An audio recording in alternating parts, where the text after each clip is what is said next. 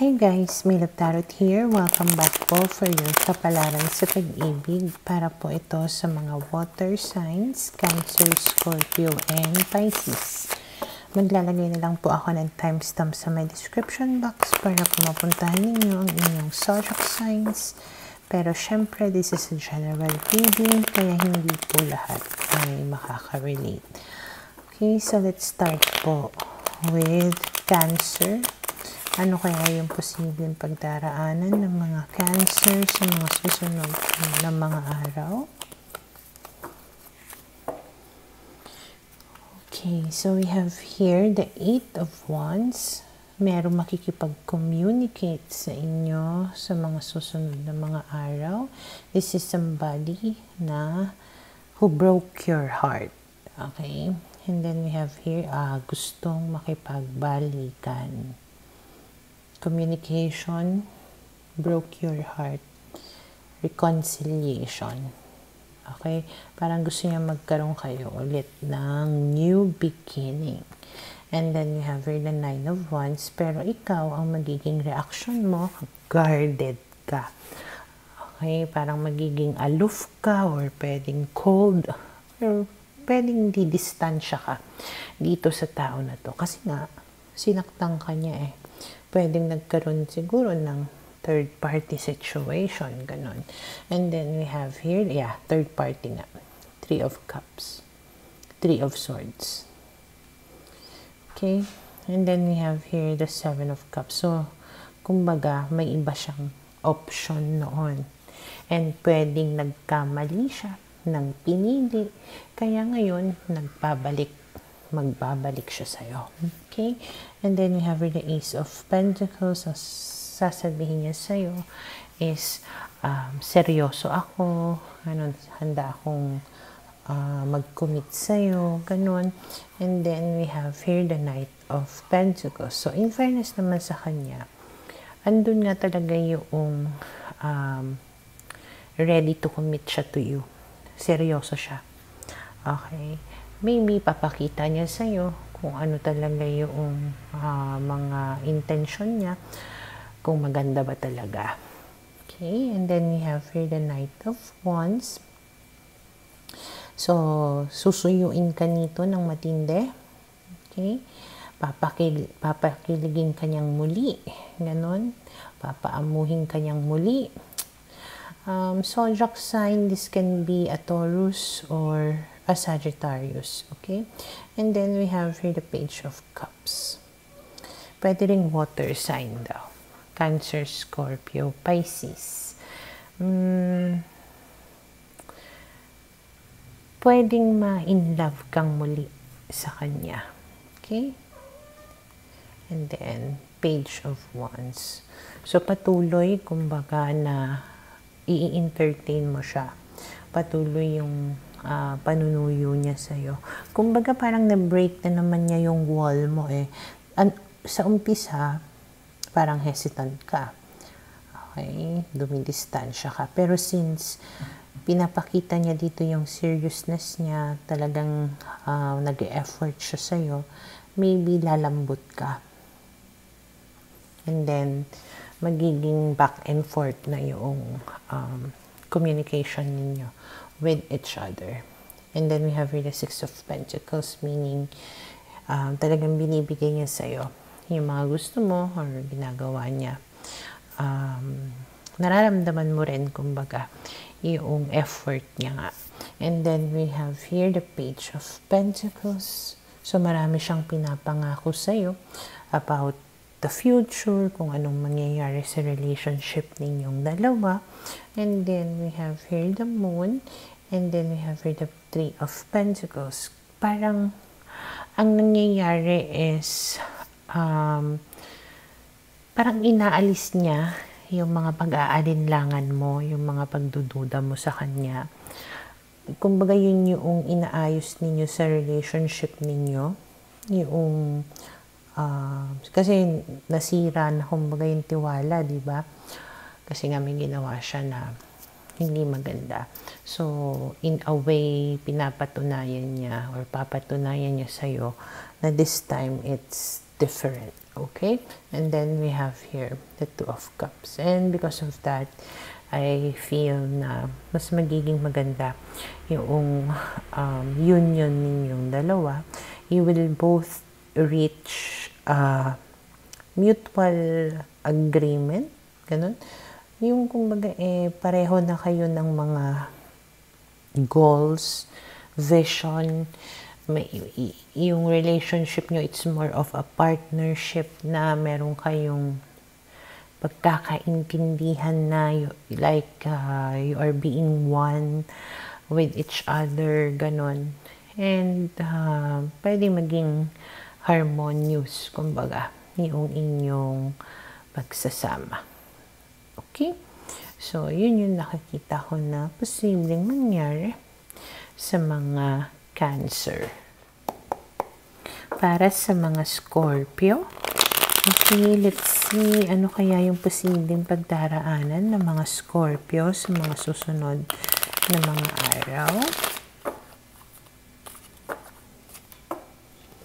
So we have here the Two of Wands, the Temperance card, the Magician, and then we have here the Three of Pentacles. Parang nag-iisip ka dito about your future, na kung anong mangyayari, kung datating ba, kung magkakaroon pa ba ikaw ng jowa, kung babalik pa ba yung jowa mo. Basta something about that you've been seeking for or waiting for, ganyan. Pero mas nananaig dito yung you are kinda hoping that things will work out between you and somebody else. Malakas yung energy ni air sign na napipick up ko, which is Gemini, Libra, Aquarius. Okay? You're kinda hoping pa, wishing pa na in the future, maayos pa yung relationship ninyong dalawa. This person, again, air sign. Malaki yung chance na niloko ka nitong tao na ito. Pwedeng ginost ka rin nabando na ka But still, you keep on waiting and waiting for this person. And kinda hoping na maibigay niya sa'yo yung pagmamahal, attention na kailangan mo. Okay? And then we have here the Judgment card. Parang nag-aano ka rin dito na sana matauhan siya, sana mag-guilty siya, magkaroon siya ng realization. But at the same time, habang isip ka ng isip, maybe you are an overthinker also, na siguro lahat na ng aspeto maiisip mo. Isa doon is yung maybe iwasan ko na lang kaya, parang ganyan. So yung pag-iisip mo is may ano rin, kumbaga hindi ka kumbaga yung close-minded lang na hihintayin ko siya, magkakaayos pa kami, hindi ganon. Medyo na-explore mo rin yung idea na what if hiwalayan ko na lang siya, total puro problema lang naman ang dinulot niya sa akin, pabigat lang, lumayo na lang kaya ako, yung mga ganon na bagay. Pero syempre, even though naiisip mo na yon, nananaig pa rin yung feelings mo kasi. Kaya medyo mahirap kumbaga na gawin yung alam mo na dapat mo na gawin. Okay? And then you have here the Ace of Cups, which talks about merong possibility na may darating sa'yo na bagong pag-ibig. Pero pwede rin na hindi mo tanggapin. Kasi nga, para kang nakatali doon sa nakaraan mo. Nagdadalawang isip ka kung tatanggapin mo ba itong bagong pag-ibig na ito or bagong person na ito, or mag-i-stay ka dyan sa walang kasiguraduhan na tao at mag-antay. So, you are like in a crossroad. Okay? Two of Swords. Hindi mo alam kung ano yung pipiliin mo. Kagaya na lang din noong sinabi ko kanina na nag-iisip ka, pero mahal mo. Ganyan. Okay? And then we have here the Five of Swords. So, puro gulong-gulong ang isipan. Tapos nakapiring. Alam niyo minsan kaya nagiging magulo yung pag-iisip ninyo kasi kinokontra ninyo yung alam niyo na tama. Kasi, kumbaga, hindi niyo matanggap. Kaya naguguluhan kayo. Sometimes you just have to accept. Kasi may mga bagay talaga na hindi natin mababago pa. Okay? Yeah, and then we have the Tower, which is creating a disaster, a destruction in your life. Dahil dyan sa kakaisip mo, kakaantay mo sa wala or sa walang kwentang tao. And then we have the Sun. Ang sinasabi dito, may magandang future ahead of you. Pero, hindi mo marating-rating yung ma-happy future ngayon because you are tying yourself down sa past mo or sa ex mo or sa isang tao na hindi naman karapat-dapat. May mga bagay talaga na kailangan na gumuho, masira, or mawala in order for something good to happen.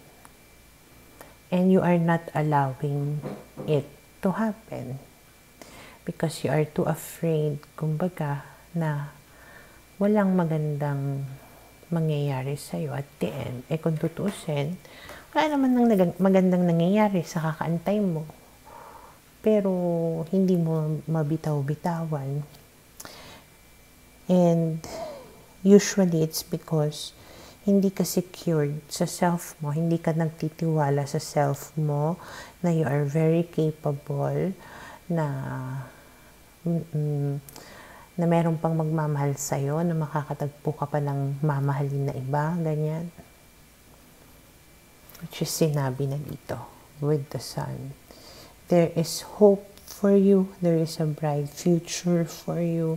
Just learn how to trust yourself. Okay? So, yun yung nakikita ko na posibleng mangyari sa mga Scorpio. Para sa mga Pisces. Okay, let's see. Ano kaya yung posibleng pagdaraanan ng mga Pisces sa mga susunod na mga araw?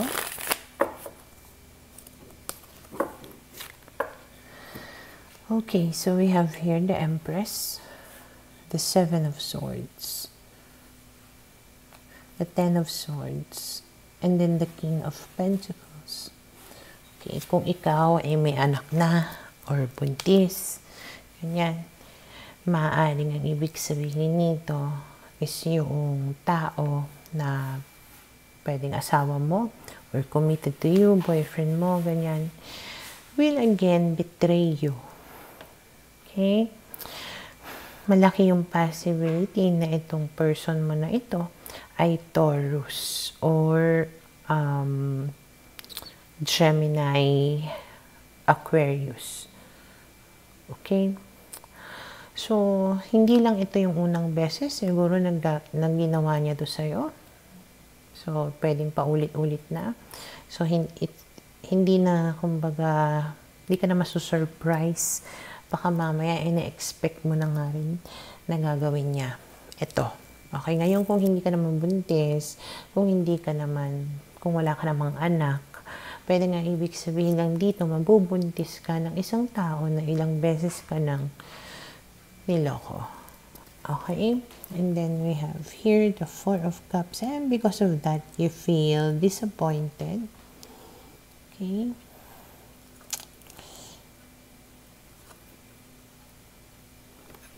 Pero ayun, even though ganun yung nangyari, makikipag-usap yan sa'yo, makikipag-ayos. Okay? Pwedeng na-realize niya rin siguro na mali yung ginawa niya. Pwedeng ganun, pero kasi ilang beses nang naulit eh.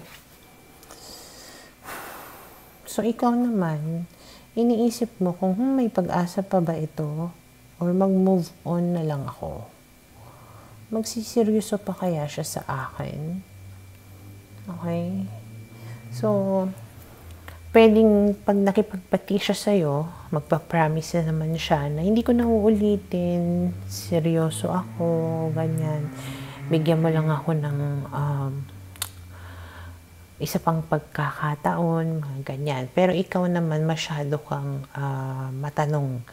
I mean, gusto mong alamin lahat ng detalye, gusto mong umamin siya lahat ng ginawa niya sa'yo, pwedeng nag-iimbestiga ka pa rin, ganyan, kung talaga ba na tapos na yung kalokohan niya, kung talaga bang seryoso na siya, yung mga ganon. So, in a way, hindi ka nga naniniwala sa kung ano yung sinasabi niya, may duda ka. Okay?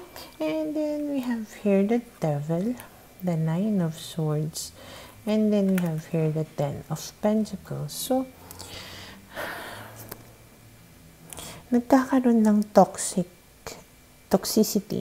yung relationship ninyong dalawa. Talagang stress na stress ka dito. Okay, pati family ninyo or sa bahay ninyo siguro apektado na. You do not feel secured already, lalo na if may mga anak nga kayo. Pwedeng iniisip mo rin yung kalagayan ng mga anak ninyo, kaya ang hirap din para sa'yo na kumawala or iwanan or iwasan itong tao na ito. Iniisip mo talaga yon. Paano na yung mga anak namin? Ayoko maging broken family kami, ganon. Okay? And then we have here the Judgment card and then the Lovers. So, I think na may isip mo na it's best pa din na makipag-ayos. So, pwedeng tatanggapin mo siyang muli sa buhay mo kasi nga isinasaalang-alang mo yung kapakanan ng family ninyo. And yung iba rin sa inyo, iniisip nyo kasi kung ano yung iisipin ng ibang taong nakapaligid sa inyo. Okay? So, malaki yung chance na makipag-ayos kang muli, makipagbalikan kang muli dito sa tao na ito. And strength means you're going to have a lot of strength, or maybe it's saying na napaka-strong mo to do such a thing na talagang you're trying to hold on, ganun, to be strong for your children, for your family, because you do not want na magkaroon kayo ng broken family. Okay? So, yun yung nakikita ko na posibleng mangyari sa mga Pisces.